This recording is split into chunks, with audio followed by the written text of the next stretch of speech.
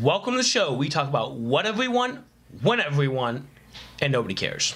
I'm Joshua, and this is my brother and co-host Eli, and this is Something.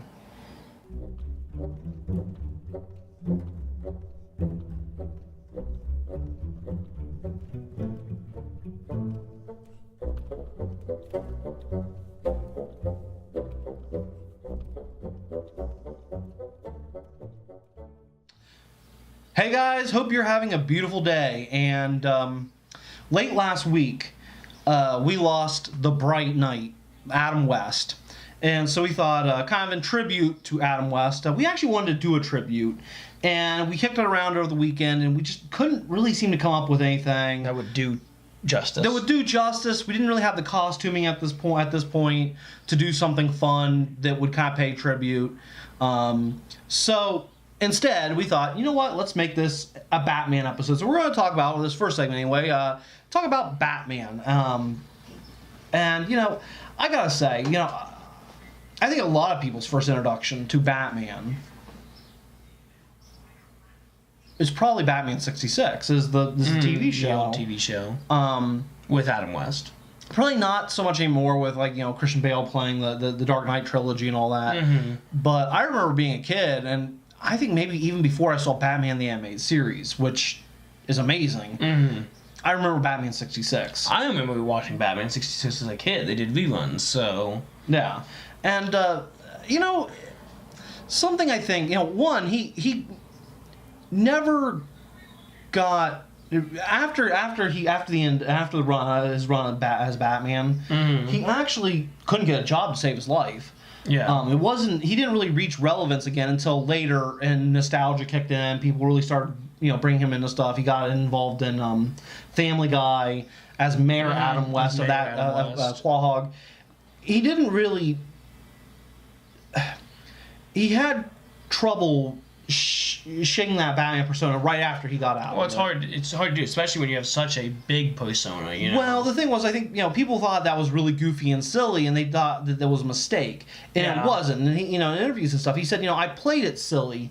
That was the whole idea. It was a comedy. Yeah. It was Batman, but at the end of the day, it was a comedy. And he said, you know, I played it straight because that's how it was funny. It was funny if it was a joke, but Batman didn't realize he was the joke. Yes. So he played it straight, and people always kind of thought that was a mistake, and it wasn't.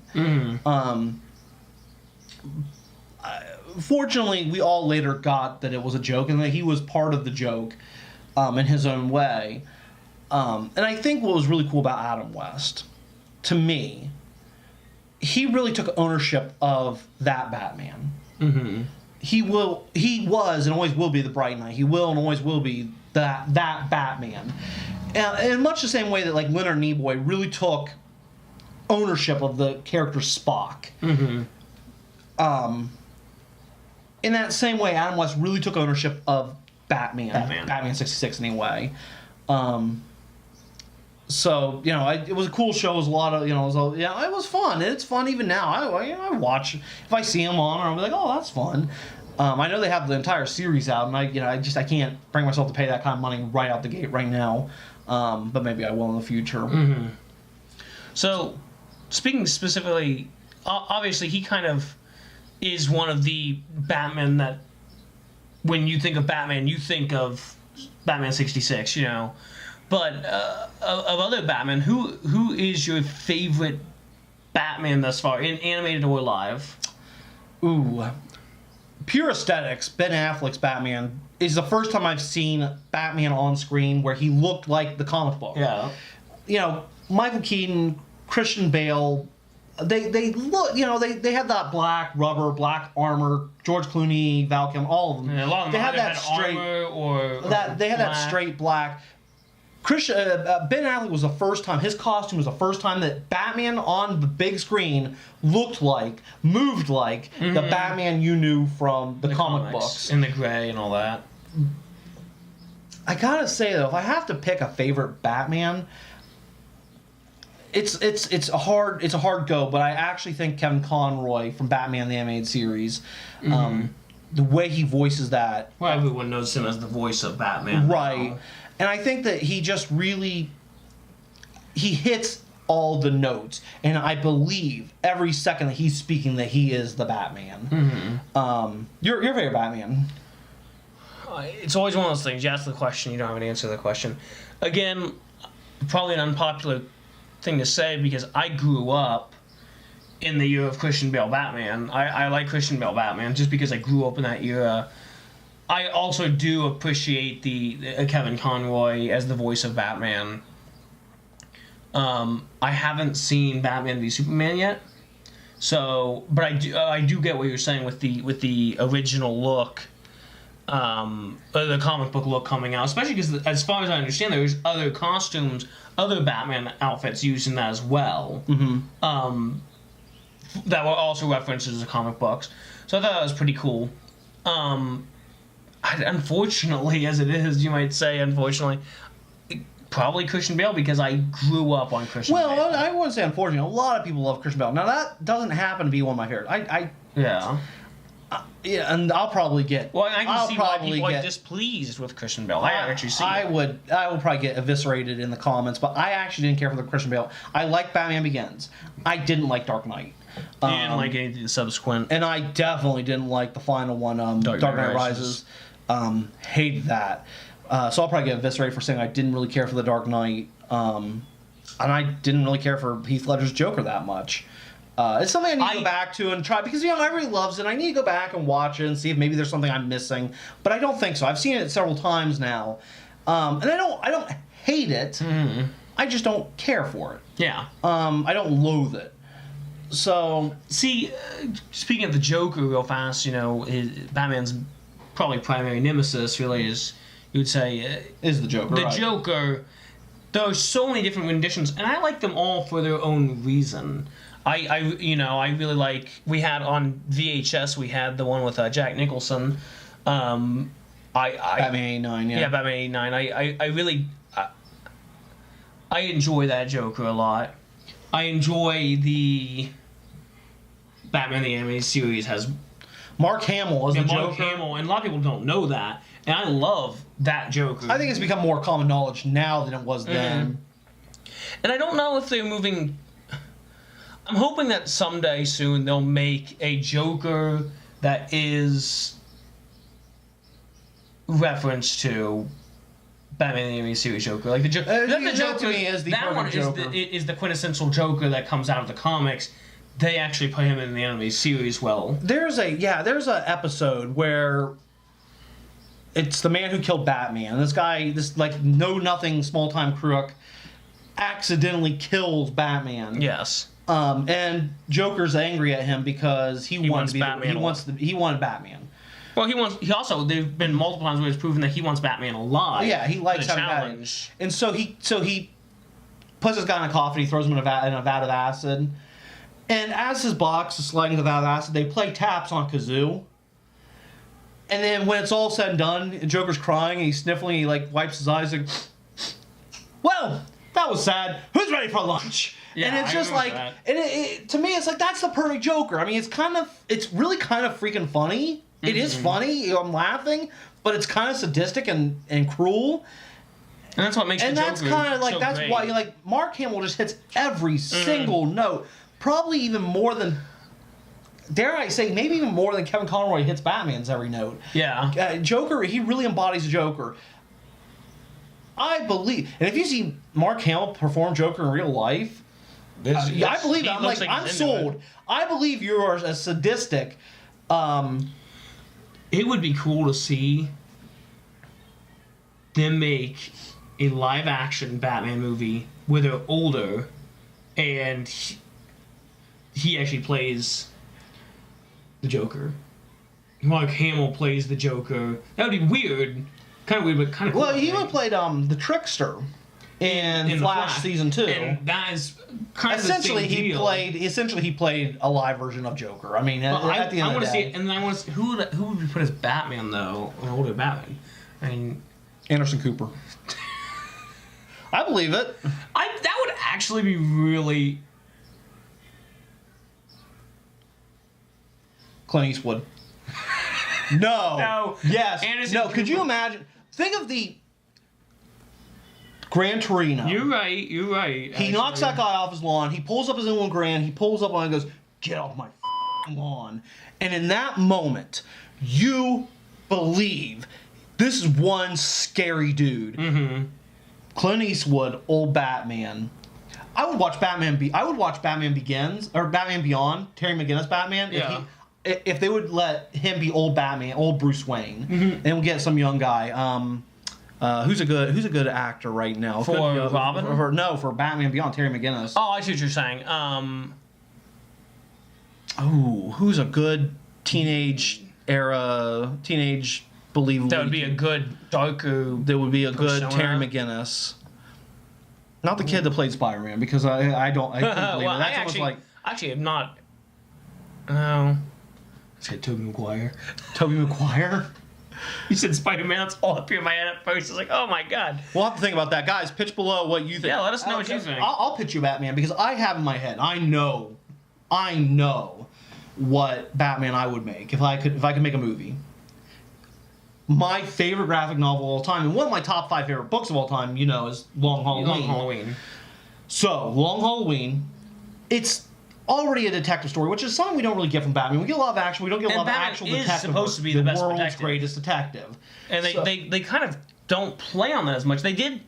I've seen it a couple times in like the animated series. They did that a couple times. Yeah, they do it quite well in the animated But series. you haven't seen it. Batman's been portrayed for so long now as this fighter. Right, he's in Half of the battle, half of what Batman does is being a detective. Well, his books are called his comic books aren't Batman. There are comic books that are Batman, but his main line of comic books is Detective Comics. Yes.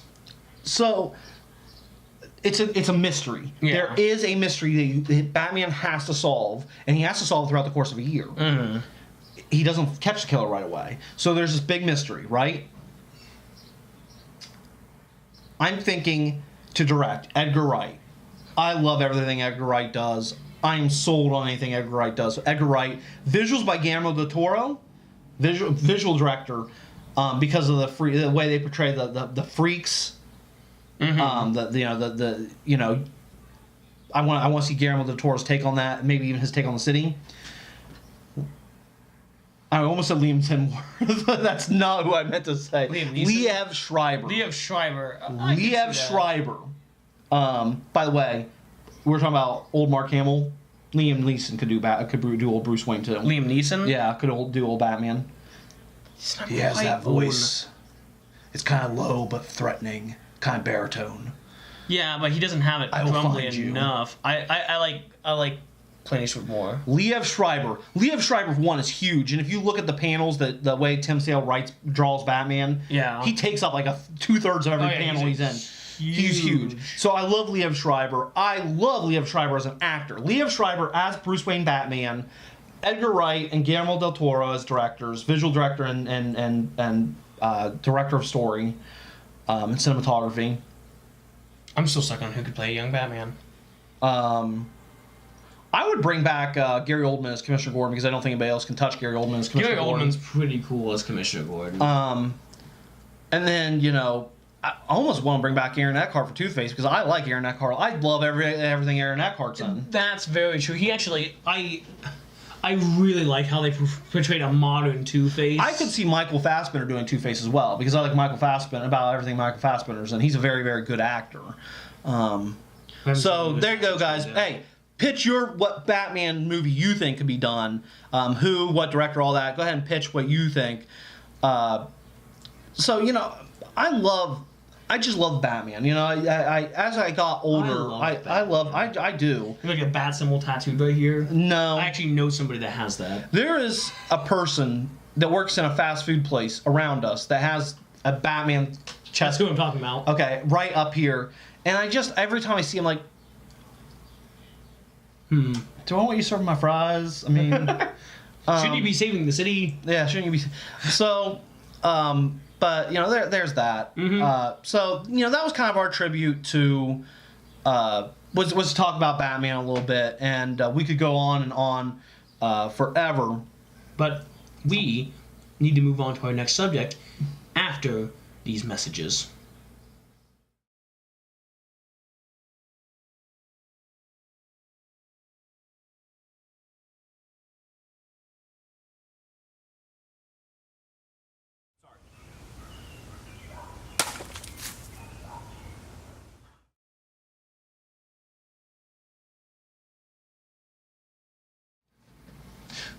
So, speaking of Batman, you know, Gotham is a pretty awesome city.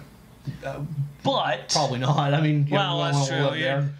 But you can't live there anyways because it's not a real city. That's true. If you could live somewhere else, not Lancaster, Ohio, which is probably preferable anyways to most people, where would you live? Anywhere in the entire world. Let's start the world first.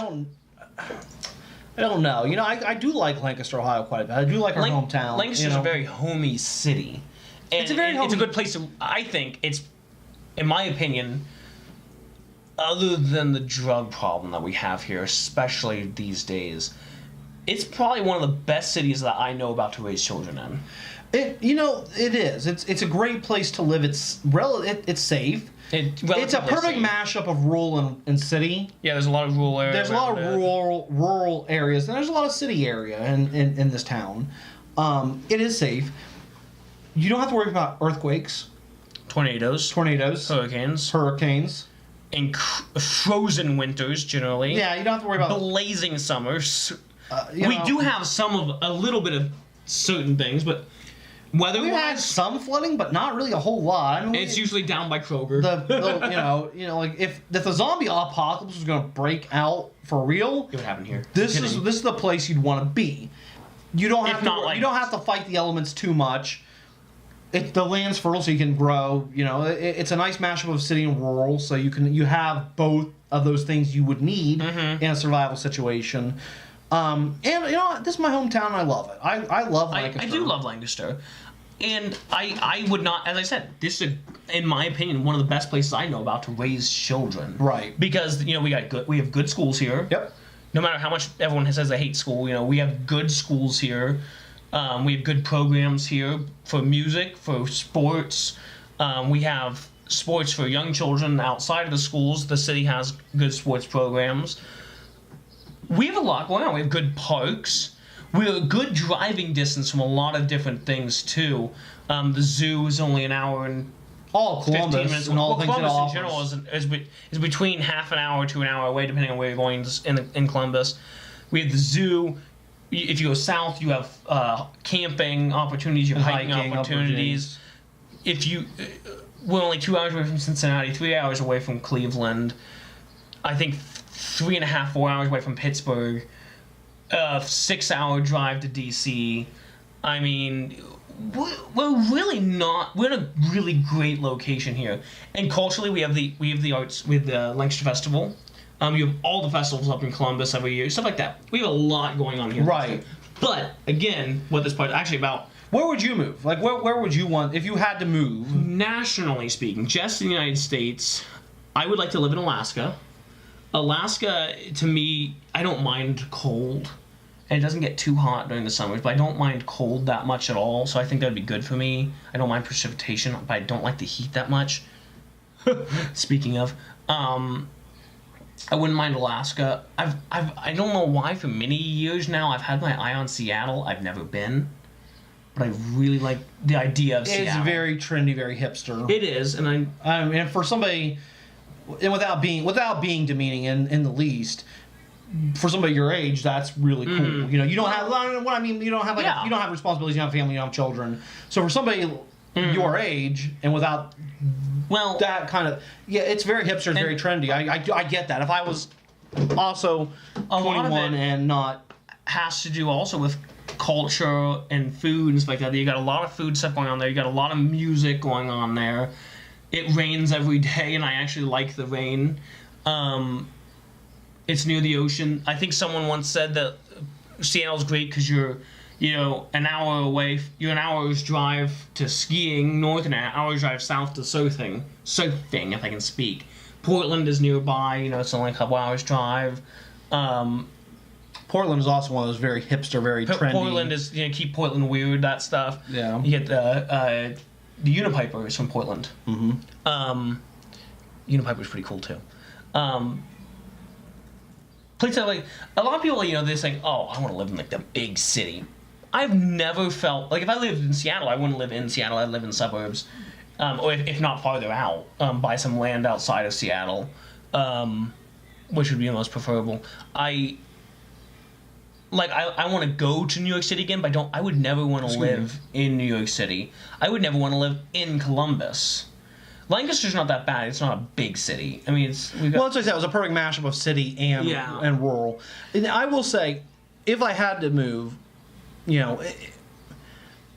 I would. Michelle and I kicked around over the. Maybe in a few years, moving. Her parents have farmland, 50 acres of property.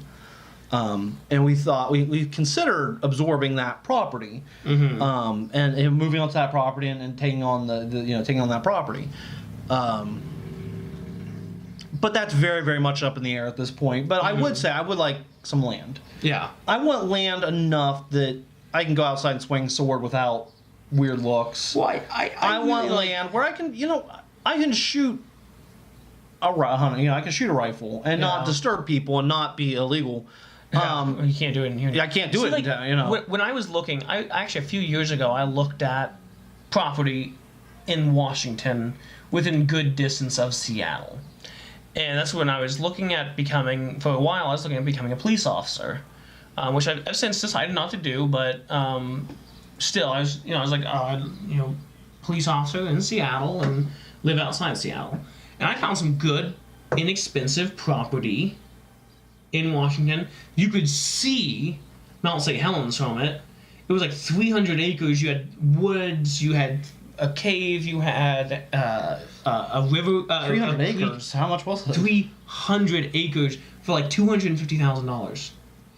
That's $250,000 though. That's a lot. It's a lot of money. And I'm not looking. I just looking around. I have no money at all. Window shopping. Window shopping. We'll call it that. But something like that, I would like to have land where I can use it the way I want. Obviously, there's still building permits and all that stuff, but I would very much like to have land. I definitely want land, and I don't have land on the property we sit on. We have like no yard. You have like 20 square feet of actual yard. Yeah, I mean, it's more than that, but not by much. And we're currently renting this house and maybe owning it. That too is up in the air. Michelle and I have to make a decision whether or not we're going to, if we're going to end up buying this house or not. It was kind of a rent-to-own deal. We may own it, we may rent it. We may rent it, we may decide to move. So we don't quite know what we're going to do with this property yet. And part of the big problem is there's just no property on this. So internationally, where would you move? If you had to, you have to move out of country. Where are you moving? Anywhere in the world. You can choose anywhere. I like Canada a lot. Canada's. It's got a lot. It does have a lot of property. Here's the thing about Canada. What happens in Canada? Literally nothing happens in Canada. You think about like Canada seems very, very safe to me. If you think about how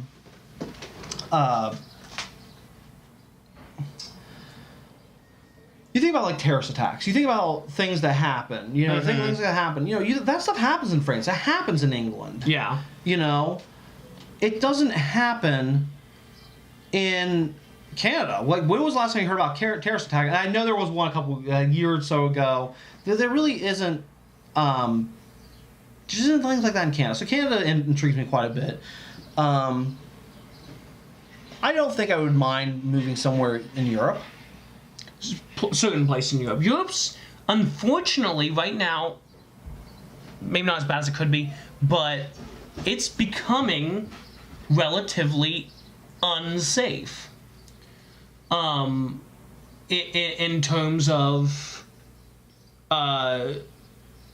what's going on over there. Well, yeah. Same thing as the United States. Well, same thing as the United States. And certain parts of the United States aren't as affected as others, but I would say I would feel safer in Canada than Europe for sure. Canada sounds nice. Now, there are things like Norway. I would be interested in moving like Norway or Sweden. Finland. Those areas seem, again, relatively safe by what we know, by our standards as Americans. So I wouldn't mind some of that northern Europe, like far northern Europe. Now, I've always liked the idea of moving to Scotland because of my roots. But I don't know. I'm gonna stick with Canada.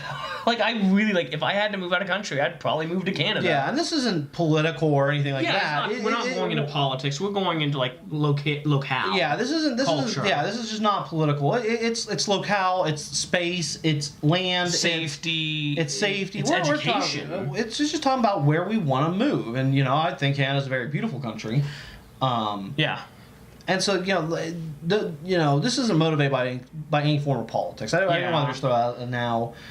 We try to err away from politics, At least in the show here. at least on this show. So, Now, interestingly, you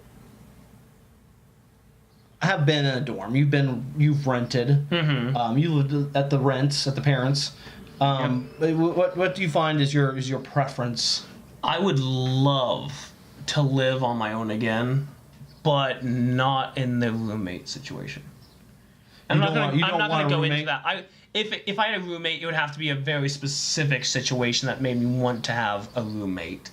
It would have to be someone specific for a specific reason.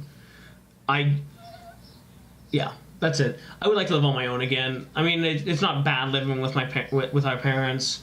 It's not.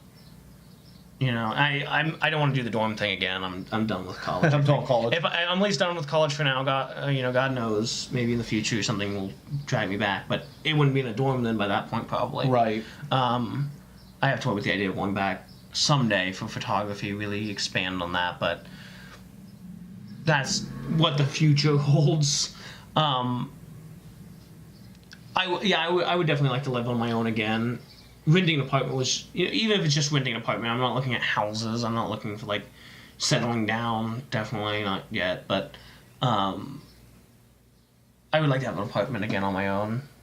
What about you? Like, I know you obviously have your own house and stuff like that, but here's the thing.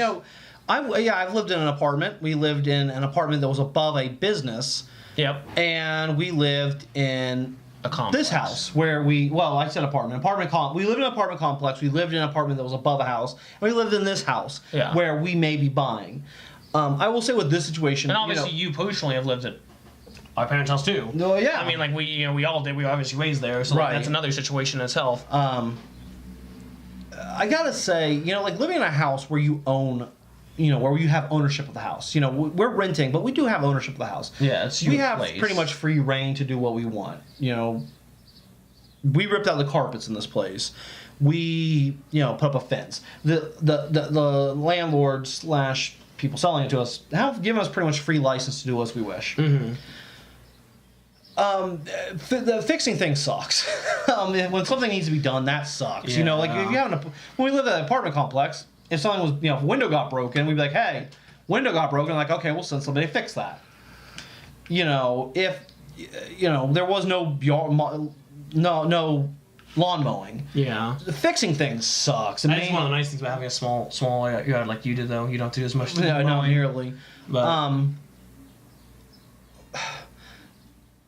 fixing things sucks. That sucks when you have to absorb that extra work you have to do every week or every 2 weeks or every month or whatever. The maintenance. But then you get something like when we lived in an apartment complex. It was nice we didn't have to fix anything. But then it kind of sucks that there is no privacy. Yeah. I can't go out to my yard and sword practice. Yeah. That means going out essentially to the parking lot or the grass alongside the parking lot and be doing cut drills. And, you're going to get netted a lot of weird looks. Probably nobody's going to tell you to stop, but it's uncomfortable. Might be. It's uncomfortable. And the thing is, you look like a show off. You look like, and I'm very, very conscious about, I think it's especially important in martial arts that we're responsible with the image we portray. Because martial arts can get a pretty bad rap. And so it's important for us to convey an image of safety, an image of not being a show off. Yep. And you can't do that by doing martial art stuff in the side yard parking lot of an apartment complex. Our first apartment, though, we got really lucky. I remember it was Shell and our first apartment. We it was our first apartment. We were a young couple. And the guy was like, you know what? He was like, somebody gave me a good deal on my first apartment ever. I'm going to give you a good deal on your first apartment ever, the owner of the business. And he gave it to us for, our rent was practically nothing. We got very lucky for rent. And that apartment served us well. And occasionally we drive by, like, oh, we call it Bill's apartment. We call it Bill's apartment. Bill's the guy that owned the owner. And, nostalgia, it served its purpose and did well. So this is a subject we could probably talk on a lot too, because there's lots of things to hit, but I think we're about out of time. We are out of time. So comment below, let us know where you would live if you could move anywhere in the world, in the United States. If you're already outside the United States, would you move to the United States? So let us know. It's a very interesting subject, and we might hit on that again in the future. And with Adam West passing away, comment anything Batman. Anything Adam West. Anything Adam West, anything Batman, we want to talk with you guys. So there's that. Yep. So until next time, I'm Eli. I'm Joshua. And this is Something. We hope you liked today's video. Don't forget to like and subscribe, and leave a comment because we enjoy chatting with you. Also, check us out on Instagram and Facebook at This Is Something. All the links are below. Thanks, and have a beautiful day.